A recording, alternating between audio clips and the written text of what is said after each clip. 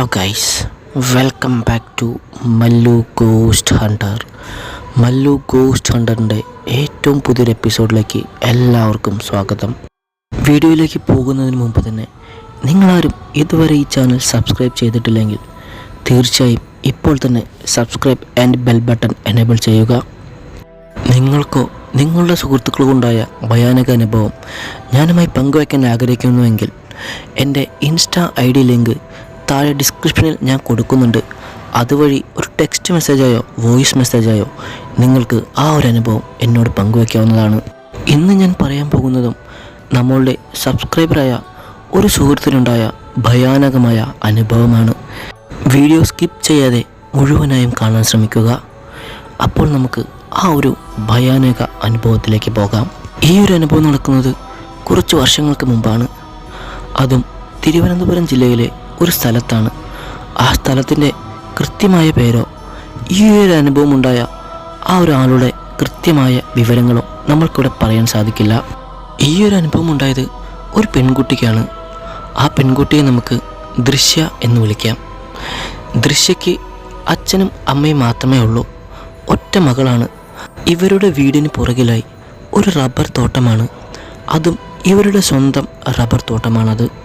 എല്ലാ പ്രദേശത്തുമുള്ള പോലെ തന്നെ ഈ പ്രദേശത്തും ചില കെട്ടുകഥകളെല്ലാം ഉണ്ട്.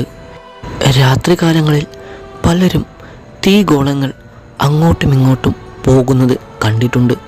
മാത്രമല്ല ചില അമാനുഷിക രൂപങ്ങളെ പലരും നേരിട്ട് കണ്ട അനുഭവങ്ങളുമുണ്ട്. എന്നിരുന്നാലും ഈ കാലഘട്ടത്തിൽ അത്തരം അനുഭവങ്ങളും കഥകളും വിശ്വസിക്കുന്ന ആൾക്കാർ വളരെ കുറവാണ്.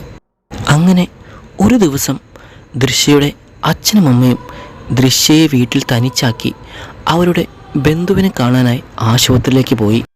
അച്ഛനും അമ്മയും വരാൻ ഒരുപാട് വൈകും.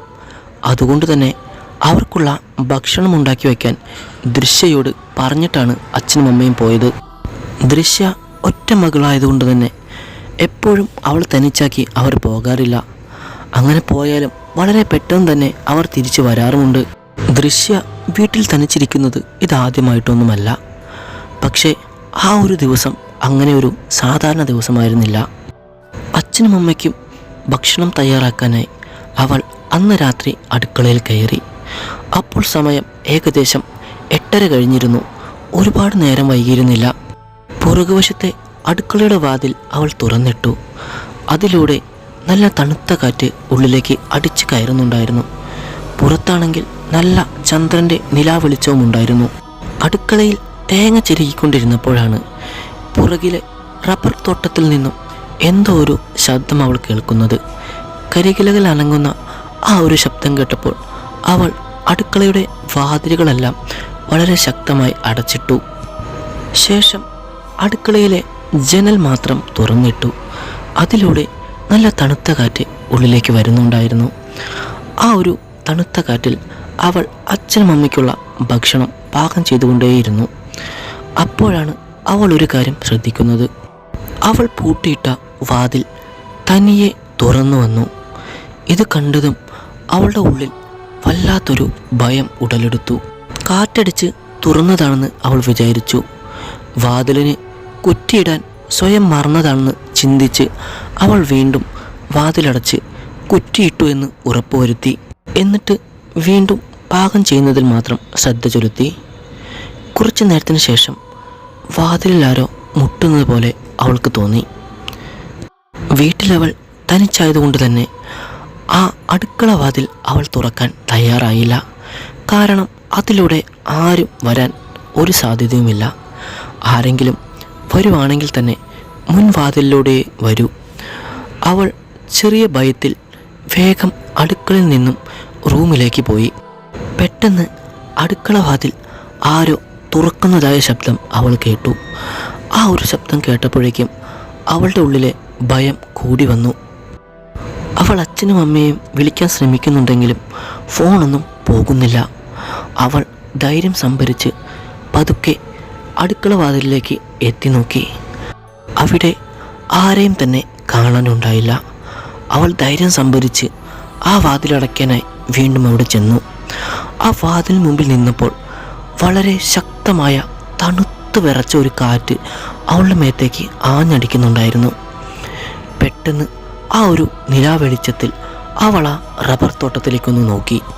അന്ന് ആ നിലാവെളിച്ചത്തിൽ ആ റബ്ബർ തോട്ടത്തിൽ കണ്ട ആ ഒരു സംഭവം ഇന്നും ഇപ്പോഴും വളരെ കൃത്യമായി അവൾ ഓർക്കുന്നുണ്ട്. ആ നിലാവെളിച്ചത്തിൽ അവൾ കണ്ടത് തലയിൽ 2 കൊമ്പുള്ള ഒരു മുഖം വല്ലാതെ വികൃതമായ ആടിൻ്റെ മുഖമുള്ള ഒരു രൂപത്തെയാണ്. അതും ചെറിയൊരു രൂപമല്ല, വളരെ ഉയരത്തിൽ, മേലാകെ കറുത്ത്, വളരെ നീണ്ട കൈകളുള്ള, വളരെ നീണ്ട് കൂർത്ത വിരലുകളുള്ള ഒരു വല്ലാത്ത കൊടൂര രൂപത്തെയാണ് ആ റബ്ബർ തോട്ടത്തിൽ അന്ന് അവൾ കണ്ടത്. ഇത് കണ്ടതും വളരെ ഉച്ചത്തിൽ ഓളിട്ടുകൊണ്ട് ആ അടുക്കള വാതിലിൽ തന്നെ തല കറങ്ങി വീണു. അച്ഛനും അമ്മയും വീട്ടിൽ വന്ന് നോക്കുമ്പോൾ മകൾ തല കറങ്ങി വീണ് കിടക്കുന്നതാണ് കണ്ടത്. ശേഷം ഒരു ഓട്ടോ വിളിച്ച് ആശുപത്രിയിൽ എത്തിച്ചു.